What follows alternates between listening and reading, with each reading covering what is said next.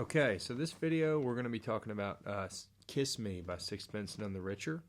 This is in standard tuning, and you're going to have a capo on the 3rd fret. And this is played out of chords in the key of C. Since we're capoed to the 3rd fret here, this is going to be in D sharp or E flat. Should sound just like that. The chords you're going to need are, of course, your C chord, a C major 7, which is where you lift your finger up to get the major 7 sound, a C7, an F, or some variation of F if you haven't mastered your bar chords yet, D minor, A minor 7, what we have listed as a C/B, which is sort of a passing walk down, F major 7, which is just like an F chord but simplified, with your open high E. That comes in at the chorus, and then G11, which again is just a passing sort of chord tone, right? So let's jump in. Your intro is going to sound just like this: 2, 3, 4.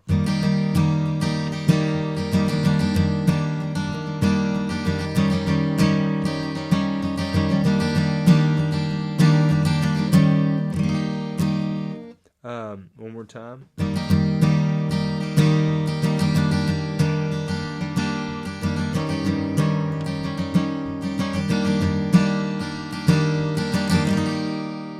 And so let's talk about what's going on there. We're just transitioning from C to C major 7, C7, and then back to C major 7. So we're always going to be in this C shape, right? The only thing that's moving here is my pointer. From C to C major 7 is just taking the pointer finger off.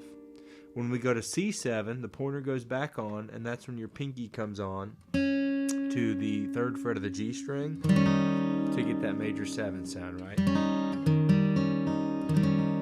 And then right back to C major 7. So all your movement is happening with just your pointer finger and your pinky. The strumming pattern is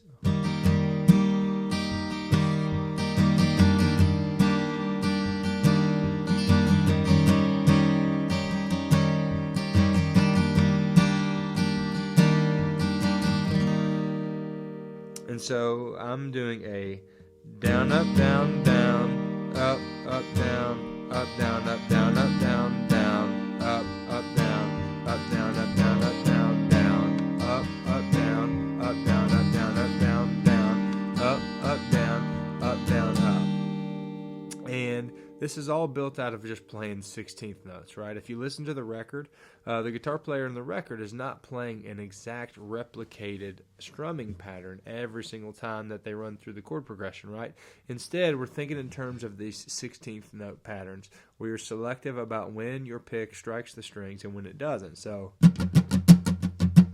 think in terms of 1E and a 2E and a 3E and a 4E and a 1E and a 2E and a 3E and a 4E and out of that sort of concept of playing 16th notes, then if you only excuse me, if you only let your pick pass over the strings at certain times, you can kind of come up with your own patterns and just get a feel for how to play this style. Another thing I'll point out for this song is using a thinner pick is going to be a little easier than using a thicker pick here, just because the strumming is moving so fast, right? So using a little bit of a thinner pick is going to make this easier for you. Let's move on. The verse here is going to be the same exact sort of pattern.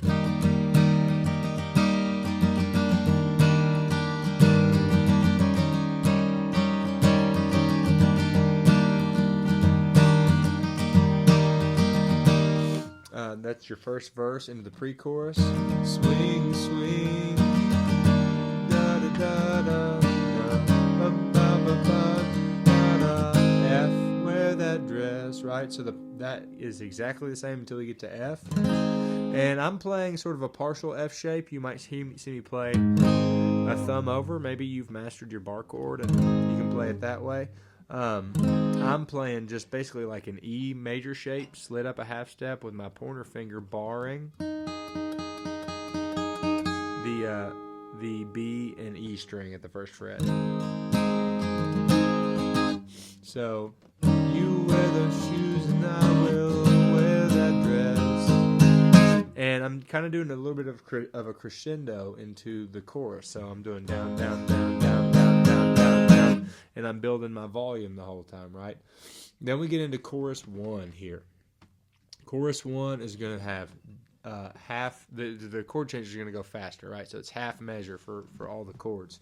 We've got D minor, G, C, A minor, D minor, G, C, C7, D minor, G, C, C/B, A minor 7, G, F major 7, G at 11, G, and then back to C, and then you do the same as the intro pattern, right? So let's break that down a little bit. Your strumming pattern is still going to be out of this 16th note idea, right?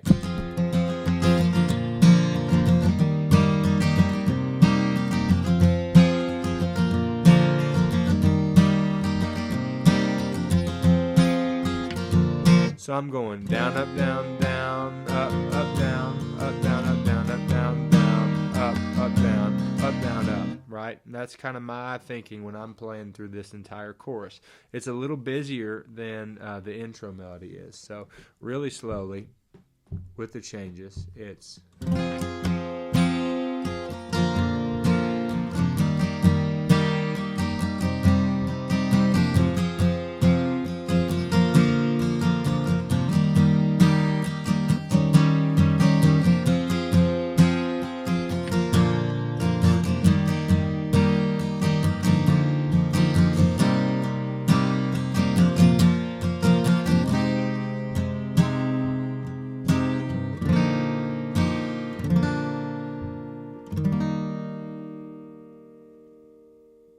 So that's your chorus, right? C7 comes in there on the moonlit floor, right? Right at that section. So that's the only difference there. It's D minor, G, G, C, C, A minor. And I play A minor 7 there because it's really easy and I think it sounds nice. So your first A minor there in your chord sheet, you can just simply pick up your ring finger and play it that way. D minor, G, C, C7, D minor, G, C. So here's where my rhythm changes a little bit because I want to get this, it's basically a major scale or a diatonic walk down, right? So we're going C, C/B, so all that changes from C to C/B is that my ring finger comes up, I'm going down, down, down, up, C/B, so ring finger comes up, middle finger comes to the second fret of the A. One more time. Strike up the band and make the fireflies dance, right? And the third chord there, C/B is A minor 7. So again, just a walk down. We go, and then to go from C/B to A minor 7, my middle finger here is you're going to drop down a string from the A to the D. So all together, then quickly to a G. There's your G chord. Then F major 7, let it ring out, right? It's kind of, we go from this descending section and we sort of land on F major 7, let it breathe for a second. And then we switch to G11. So the quickest way here in context,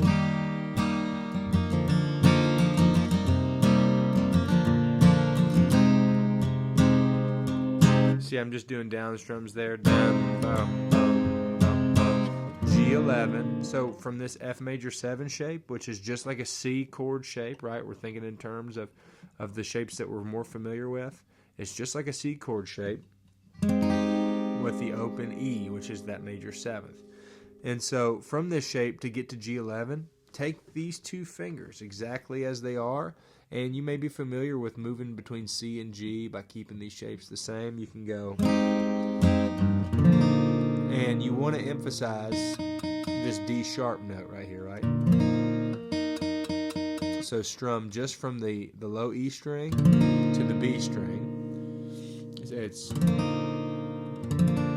And then that pointer finger comes up, right? Bum, bum, and then back to the intro section.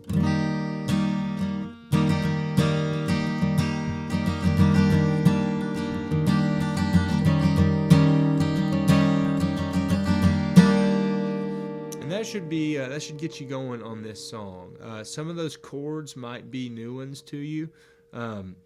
But just practice them slowly, and I would say the best way to practice this song, since the right hand is really busy, is just get those 16th notes to where you're really comfortable with them, right? And the 3E and the 4E and the 1E and the 2E and the 3E and the 4E and the... And I'm just thinking in terms of removing notes from playing straight 16ths, right? And do so in a way that sounds musical and matches the song. And to me, that's going to equip you to be able to play along with chord changes more than just learning a series of downs and ups. I find that can be a bit, just a bit limiting, and you get too concerned in playing the ups and downs. So practice your 16th notes and then try to match the way that the recording sounds. In addition, count it out and use your 8ths and your 16th notes as you count. 1 and a 2, right? Count out with your 1s and 1 and 2 ands and 1E and a 2E andas. So you get used to reading rhythm and knowing what's happening rhythmically. And then start with just playing the chords with simple down strums, right? Kiss me out of the bearded barley nightly, beside the green, green grass, right? If you just play on the ones, especially when we get to the chorus, when it's a little busier with the chord changes, just play on the 1 and the 3. Bum ba da ba ba ba bum ba da ba la ba da ba da da la da ba ba bum da da da da da da da da da da da da.